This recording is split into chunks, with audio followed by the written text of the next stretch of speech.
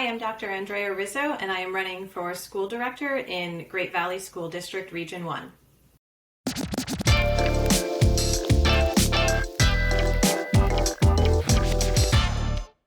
Everyone has a story, and that story is personal and exciting.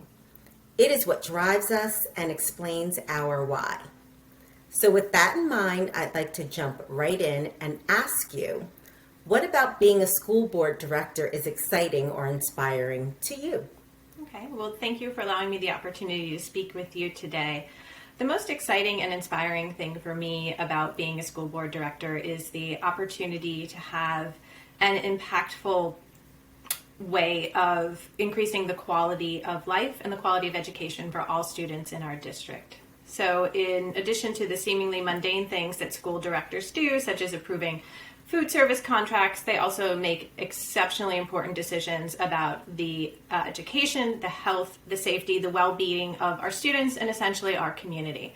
And it's exciting for me to be able to be a part of that decision-making process, especially given the 20 years I've spent doing educational research and really understanding the impacts that school districts make on students and families and the communities. And I'm excited to bring that expertise to my own community, from my own children who are in the district, and for my neighbors. What really stood out to me about the answer to that question was the spectrum of decisions that school boards have to make, right? And that what you said, those little mundane decisions have an impact on students' lives, and you're putting that to the forefront. And so I really do appreciate that. Thank you so much. Absolutely. So imagine that you are on the school board. What are your top 3 priorities that you would like to accomplish during your first term? Well, I think it's important for people to understand that no one individual can either put forth or deny a priority. School boards operate as a unit. But what one individual can do is bring important discussions to their colleagues, to raise things that they may be concerned about, to start the decision as a group. And then those discussions may become priorities, and that is how things get accomplished when the school board acts as a group together in the best interest of our students. And so thinking about the things that I would bring to my colleagues as my kind of top 3 priorities, the first is what are we doing short term about the impacts of the pandemic on our students and our staff? I think it's important for us to look at not only the academic impacts of the past 2 academic years, but also the social emotional and, importantly, the mental health impacts. And this goes not only for our students, but also for our teachers. We are very much not back to normal. We are back in the classroom, but nothing is normal, and we will continue to see disruptions.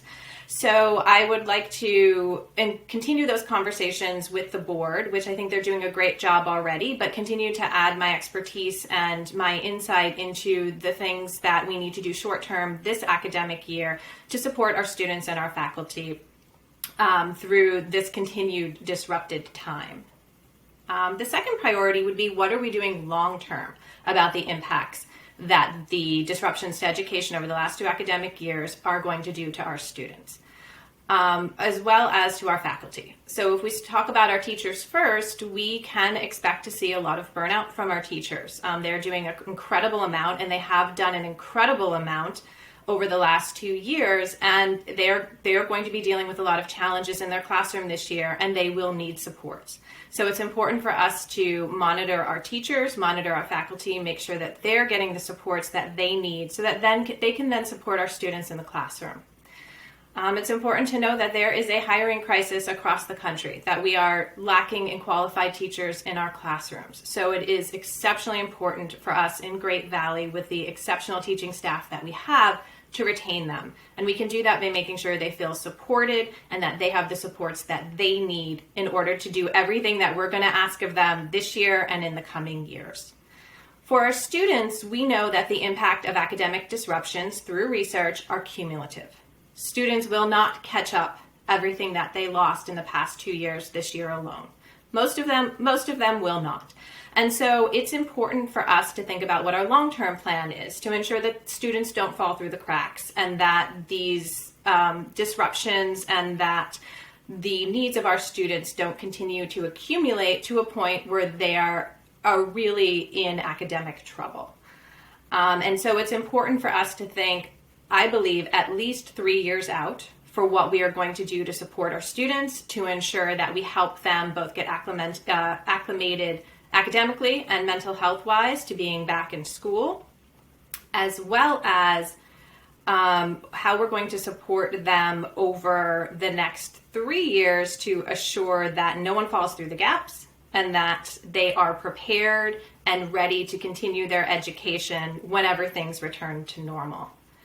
My third priority has to do with climate. And I believe as a society, we have gone through a cycle where we're looking at a kind of divisive and angry climate, often directed at our most vulnerable students. And I think it's important as a district that every student, every family, and every community member feels safe and welcome in our schools. And I think it is up to us as the adults in the district, and especially the board, to model that behavior.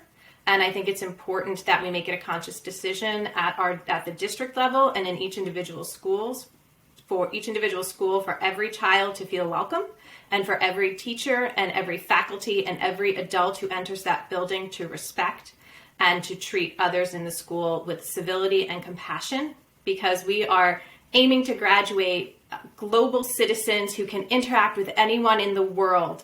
And in order to do that, you need to respect others. And in order for students or children to do that, they need to see grown-ups modeling that behavior. Oh my goodness, there's so much to unpack in that answer. I don't know, it was amazing.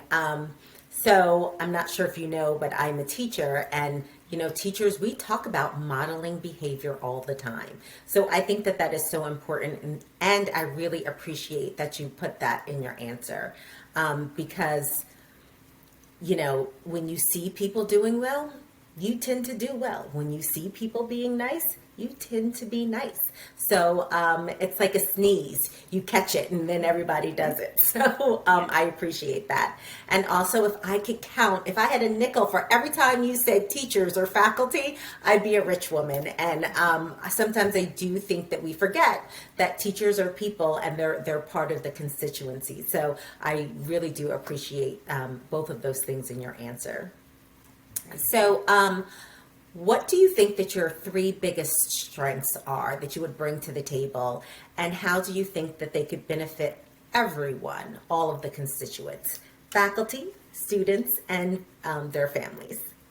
I think I am an exceptional candidate for school board director because of the strengths that I do bring and that I would bring to the community of volunteers who are on the board and making these important decisions for our community.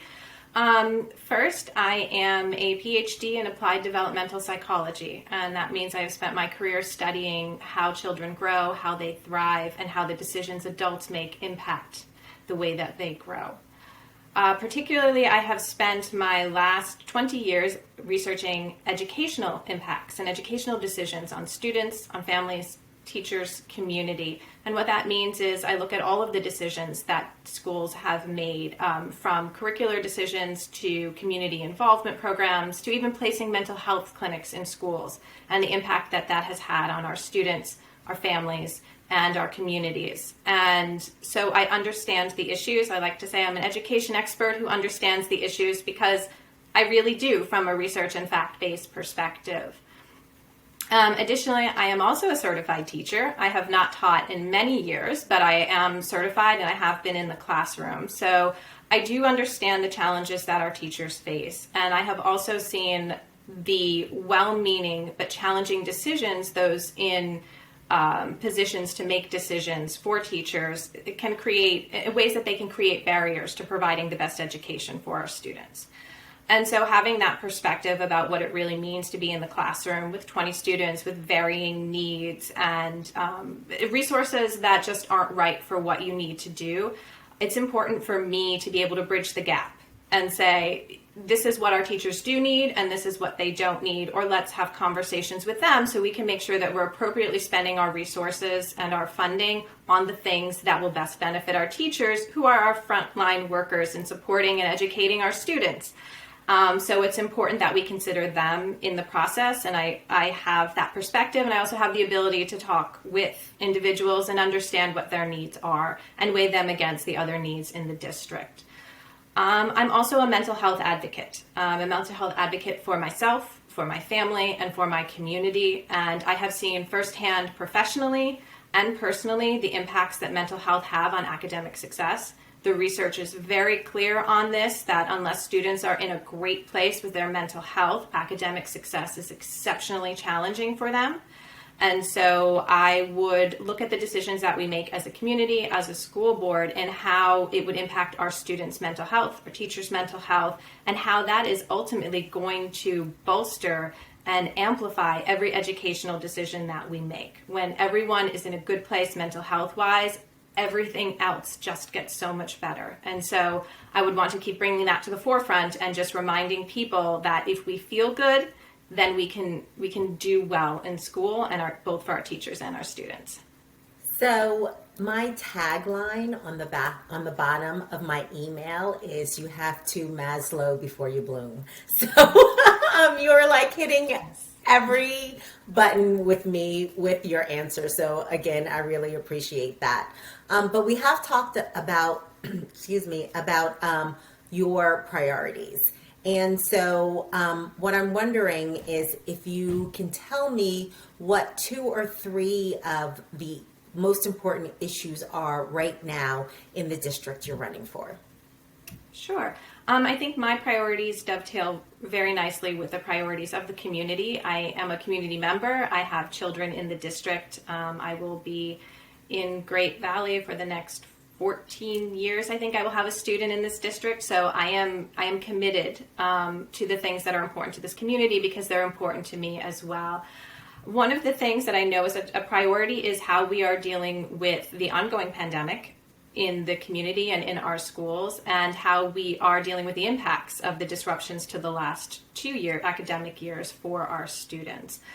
And so I think it is important that we look at the ways that the pandemic has impacted our students, both short-term and how it will impact them long-term. And I would like to bring my expertise and my experience in the field and through research and my ability as a researcher to understand facts and sort through best practices in order to inform the decisions that we make to really support what we're doing for our students and what we're doing for our communities throughout the next year, which will continue to be a challenge.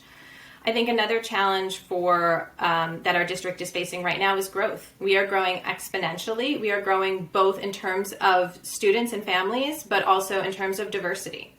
And it is important for us to ensure that every student who walks into this district, who walks in this door, not only feels welcome, but receives an excellent education that we are known for in Great Valley. And so I would like to, again, bring my focus on all of the factors that lead to academic success, as well as my commitment to ensuring that we have a climate that feels welcoming and safe to everyone. And so I believe that the 2 priorities of the district right now are those that dovetail very nicely with what my priorities are. And I agree. It's like you wrapped everything up in a nice little bow. So in closing, is there anything else you'd like to share with us? Maybe something we don't know or we wouldn't find about if we Googled you or looked you up on LinkedIn? Sure. I think you will find a lot of information out there. Again, I just want to remind people I'm an education expert. I've been doing this for more than 20 years. I'm a teacher, and I'm also a parent. And I'm a taxpayer in the community. I'm also a community member who is exceptionally proud of our community and what we have to offer. And again, research is clear. Qualities of schools are directly correlated to the quality of your community. And so it's important for me to continue to support this community in positive ways. I also want to remind people to vote on November 2nd. The most important thing you can do is get out and vote. And you can even right now go online, vote.pa.gov, and request a mail-in ballot. The county will mail it to you in October when they're printed, and you can mail from the comfort of your own home, which is a great way to make sure that your vote gets counted. More than ever, local elections are important, and we want to make sure that we keep facts and competence and civility on our school board, and I will most certainly uphold those principles for everyone and every child and every student and every family in this community. And you do have 2 votes in Region 1, and so I encourage you strongly to vote for Samantha Jewin. She is an excellent candidate. She is currently on the school board and has proven herself as someone who has deep knowledge of the community. And for me, she is your only choice for your second vote. Well, thanks again for allowing me to speak with you this evening, and have a great night. Great. Thank you. I appreciate the opportunity.